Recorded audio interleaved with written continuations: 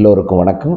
நான் டாக்டர் திருநாவுக்கரசு, கோபி சர்க்கரை நோய் சிறப்பு சிகிச்சை மையத்தினுடைய தலைமை மருத்துவர்.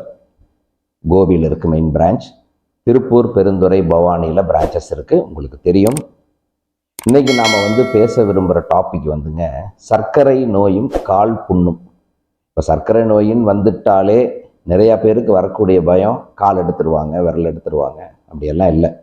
அப்போது சர்க்கரை நோய்க்கும் கால் புண்ணுக்கும், கால் புண் ஆறாமல் போவதற்கும் எப்படி சார் சம்பந்தம் அப்படின்னா, சர்க்கரை நோயினால் வரக்கூடிய கால் புண்ணுக்கு மெயினாக நீங்கள் தெரிஞ்சுக்க வேண்டியது 2 காரணம். ஒன்று, காலுக்கு போகிற இரத்த குழாய்கள் அடைபடுவதினால் இரத்த ஓட்டம் குறைஞ்சு போய் கால் புண் வர்றது ஒரு ரகம்.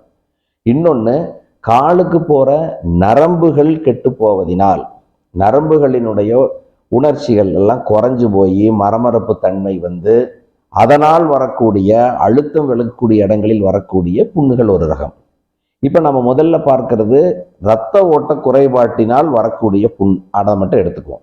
இப்போ காலுக்கு போகிற இரத்த ஓட்டம் குறைஞ்சதுன்னா ஒரு புண்ணு வந்துடும். வந்த புண்ணு ஆறுவதில்லை. என்ன காரணம் அப்படின்னா, அந்த கால் புண்ணுக்கு, புண்ணு இருக்கிற இடத்துக்கு போதுமான அளவு ரத்தம் சென்று சேர்வதில்லை. ஏன் சேர்றதில்லை? கட்டுப்படுத்தப்படாத சர்க்கரையினால் காலுக்கு போகிற இரத்த குழாய்கள் சர்க்கரை படிஞ்சு, கொழுப்புகள் எக்ஸஸாக இருந்ததுன்னா அதுவும் படிஞ்சு, ஜென்ஸாக இருந்தால், ஸ்மோக் பண்ணுறவங்களாக இருந்தால் இரத்த குழாய் சுருங்கி விரியும் தன்மை பாதிக்கப்பட்டு என்ன ஆகுது, காலுக்கு அந்த புண்ணு போகிற இடத்துக்கு இரத்த ஓட்டம் மிகவும் குறையுது. அப்போது இரத்த ஓட்டம் நல்லா இருந்தால் தான் நாம் சுவாசிக்கிற ஆக்சிஜனும் சாப்பிட்டு கிடைக்கிற குளுக்கோஸும் அந்த இடத்துக்கு போய் சேரும். அந்த இடத்தில் செல் பிரிதல் நடக்கும். அப்போ புண்ணு நல்லா மேவி ஆறி வரும். அப்போ இரத்த ஓட்டம் இல்லாததினால் என்ன ஆகுது, அந்த கால் புண் ஆறுவதில்லை. நாள் பட்டு போகும்போது எலும்புக்கு பரவுது. அப்புறம் அந்த விரல்கள் கருத்து போகுது.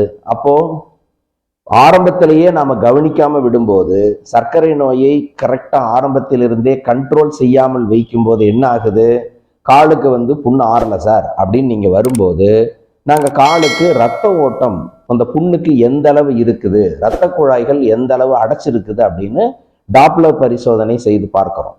அப்போ அந்த பரிசோதனை செய்யும் போது ரத்தம் போதுமான அளவு இல்லை அப்படிங்கிற போது, ரத்தம் எந்த அளவு வருதுங்கிறத பார்த்துட்டு கால் எடுக்க விரல் எடுக்க வருதா இல்லையா? ஸோ அதை விட என்ன கஷ்டம் வேண்டி இருக்கு? ஸோ அப்போ இரத்த குழாய்கள் அடைபடாமல் பார்த்து கொள்வதுதான் சர்க்கரை நோயினுடைய முதல் படி. அப்போ இரத்த குழாய்கள் அடைபடக்கூடாதுன்னா, காலுக்கு மட்டும் இல்லை, இருதயம், மூளை, கிட்னி எல்லாத்துக்கும் போற இரத்த குழாய்கள் அடைக்காமல் பார்ப்பதுதான் முதல் படி. சர்க்கரை நோய்க்கு வைத்தியம் பார்க்கிறோம் அப்படிங்கிறத மறந்துட்டு இரத்த குழாய்கள் அடைபடாமல் இருப்பதற்கு ஏற்பாடு செய்ய வேண்டும். அப்போ இரத்த குழாய்கள் அடைபடும் போதுதான் கால் புண் ஆறாமல் கால் எடுக்க விரல் எடுக்க வருது.